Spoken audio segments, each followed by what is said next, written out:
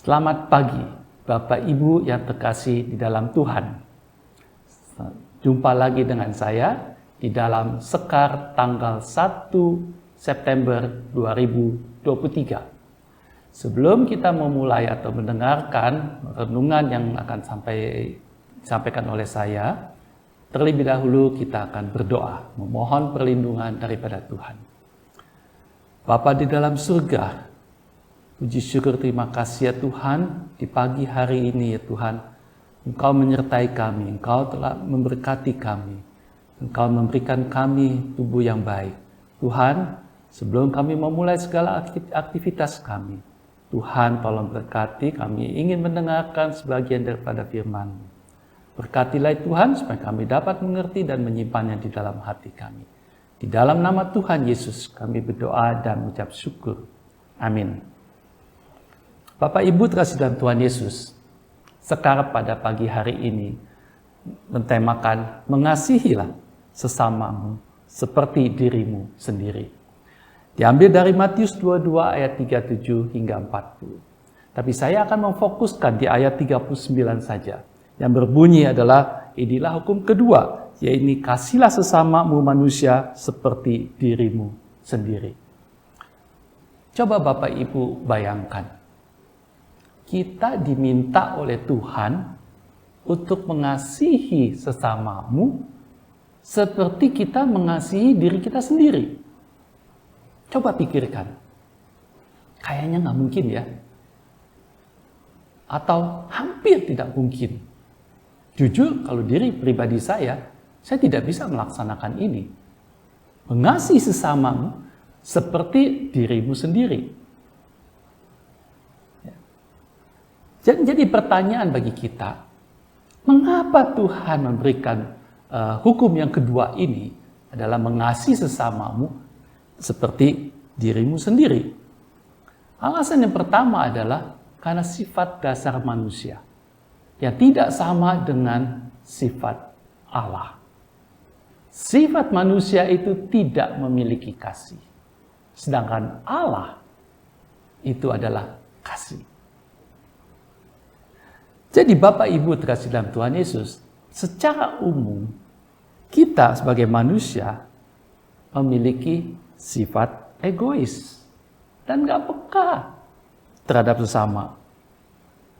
Di dalam Alkitab diceritakan mengenai seorang Samaria yang menolong seseorang Yahudi yang dianiaya karena dirampok. Dengan tulus dia menolongnya, ya. Dengan tanpa pamrih. Bapak Ibu bisa tahu bahwa orang Samaria ini tidak kenal. Ya. Nah, tapi dia dapat melaksanakannya. Bagaimana dengan kita? Bisakah? Kita masih manusia yang berdosa. Sangat sulit untuk melakukannya. Ya. Karena kita selalu berpikir, apa sih untungnya menolong orang lain? Mengasihi sesama kita itu apa sih untungnya? Kalaupun kita mengasihi mereka, pasti ada udang di balik batu. Ada maunya. Bapak Ibu terkasih dalam Tuhan Yesus. Yang kedua adalah mengasihi sesama manusia seperti dirimu sendiri. Itu menyatakan kehadiran Tuhan. Ya, karena kasih adalah Tuhan. Kasih adalah bukti kehadiran Tuhan. Coba kita bayangkan, kita diselamatkan dari dosa, dari maut, oleh karena kasih Tuhan. Apa sih untungnya Tuhan mengasihi kita, yang orang berdosa ini? Tidak ada Bapak Ibu. Nggak ada untungnya bagi Tuhan yang mengasihi kita. Tapi Dia mau mengasihi kita. Orang yang tidak berguna, orang yang penuh dengan dosa, tapi Tuhan tetap mengasihi. Yang ketiga Bapak Ibu, dengan melakukan mengasihi orang lain, ya, dengan seperti diri kita sendiri, berarti kita, ya orang lain itu dapat melihat Allah secara fisik. Bapak Ibu, kita ketahui bahwa Tuhan tidak bisa dilihat dengan secara mata fisik. Ya.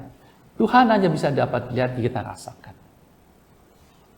Pada saat kita mengasihi orang lain, disitulah orang lain dapat melihat bahwa ada Tuhan di dalam diri kita. Karena ada kasih di dalam diri kita.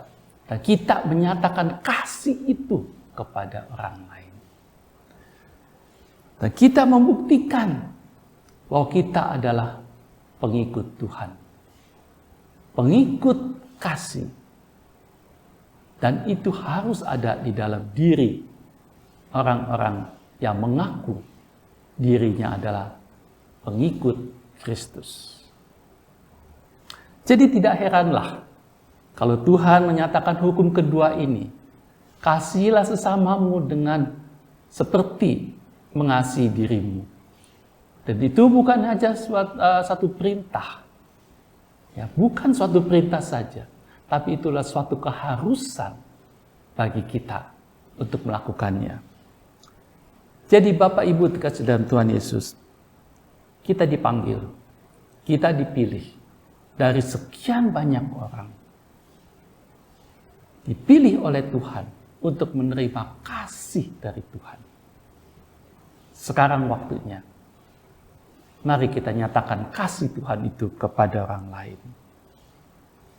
Kiranya Tuhan memberkatinya. Mari kita berdoa. Bapa dalam surga, terima kasih renungan yang Kau berikan pada pagi hari ini untuk mengajarkan kami mengasihi sesama kami seperti kami mengasihi diri kami sendiri. Hal tersebut adalah hal yang tidak mungkin, tapi di dalam Tuhan semuanya itu menjadi nyata dan mungkin. Terima kasih firman-Mu ya Tuhan. Di dalam nama Tuhan Yesus kami berdoa dan mengucap syukur. Amin. Bapak Ibu terkasih dalam Tuhan Yesus, kiranya renungan ini dapat menyertai kita di dalam segala aktivitas kita sepanjang hari ini. Tuhan memberkati kita semuanya.